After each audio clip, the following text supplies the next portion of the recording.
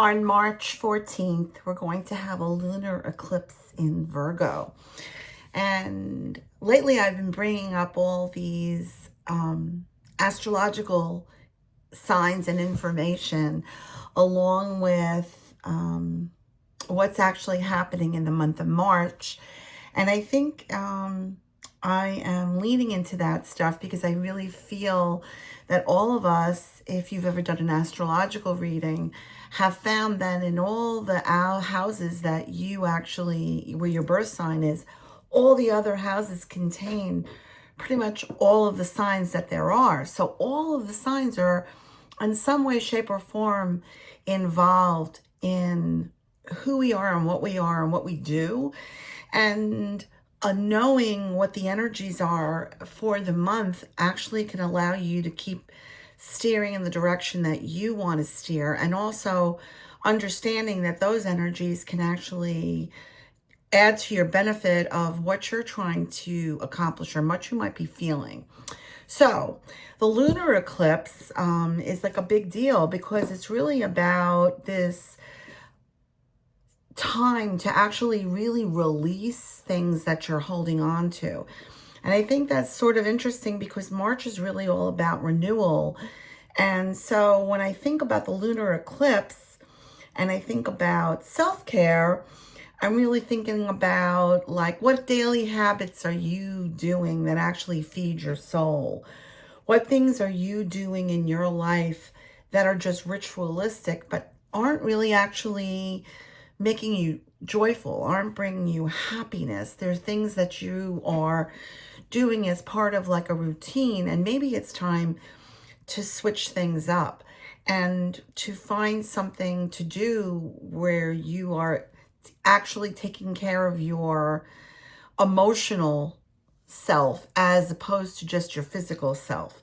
So I don't know, if you've been jogging a lot or walking a lot, maybe it's time to switch it up and try swimming or try dancing. I know recently I really started dancing with my dog Cooper, and I started out just doing like one song and I was all out of breath, and now I'm doing 2 and 3 songs, and it makes him happy and it makes me happy to do it with him.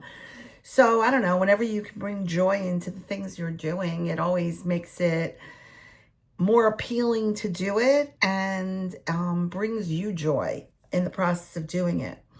I also think it's a time for letting go of negative patterns. And people always think about negative patterns in terms of like eating too much sugar or having too many desserts. But it's not just about that. It's about doing things that you sort of know aren't that great for you. Like, for example, watching TikTok right before you go to sleep. Not such a great thing to be on your phone right before you go to bed. Maybe find something that's a little bit more joyful, that brings you a little bit more peace. And then if you're not into meditation, that's okay. But maybe listening to someone talking or someone reading a book and allowing that to sort of be interesting, like an interesting way to end your night, or listening to some music. Letting go of relationships is like always on the top of everybody's mind, but maybe it's the way that you're approaching the relationships. Instead of allowing those relationships to eat up so much of your energy, allowing yourself to be in more of a neutral place, allowing that other person who's sort of getting on your nerves to sort of find their own path, and allowing you and your body and yourself and your mind to sort of let go of this feeling that you have to control it or let it go or do something to them to shift it, instead of just allowing them to sort of spin on their own, and you staying in this neutral space and not allowing your energy to get activated by what their body and what their spirit is doing. Sometimes those people come into our lives to test us, not always to challenge us to show them the right path, but to challenge ourselves to actually not be non-reactive. There's a lot of things in the media and social media that can create that reactivity, and practicing that neutrality and not allowing yourself to go in deep into fear and anxiety is like a really good practice that I'm actually doing now. I also think it's about the time to try and create like balance.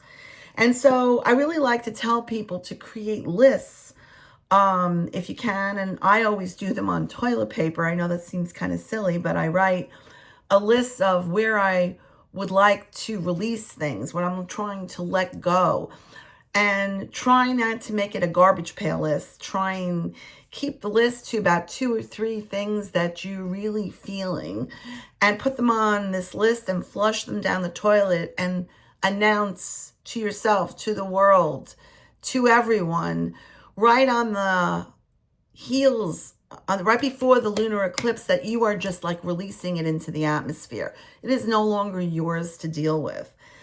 Doing that is a very powerful practice and allows you to sort of let go of feeling that you have to control it. So I really hope that you do this. I mean, people always tell you to declutter your life, to let go of things, and really tell you to declutter and all the things that they tell you to do, set boundaries. But I really wanted to give you some really specific things that you could be doing, because I think sometimes it helps to sort of figure out, oh yeah, like I can actually do that. That's something that I can do. That's something that I can actually easily do. And why can't it be easy? Why can't it be simple? It doesn't always have to be so complicated. So enjoy this month of March.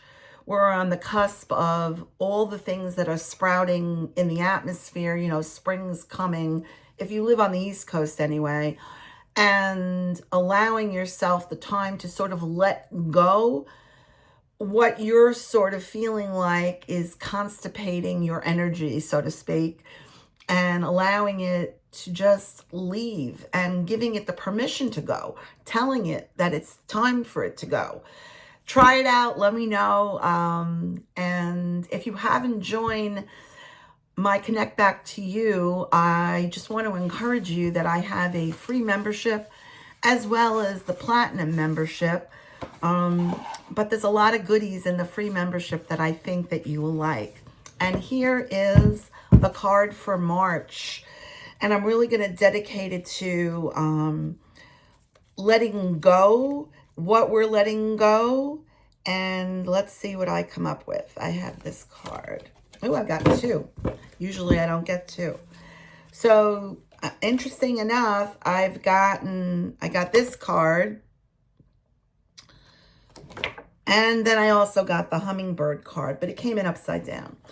So when I look at this quarter moon here, it's really all about allowing you, the waning moon, allowing that moon energy that's coming in on March 2nd and seeing us through that lunar eclipse, allowing yourself to hold on to the understanding of what you actually want to hold at present, how you actually want this month to go, what you want to let go of, and what you feel is calling to you. And this card upside down is really encouraging you to be in the place of enjoying the nectar of life, enjoying the joy of life, attracting that joy to you. What you put out in the world is what you attract. So have a good March and attract joy in your life, and have a great March.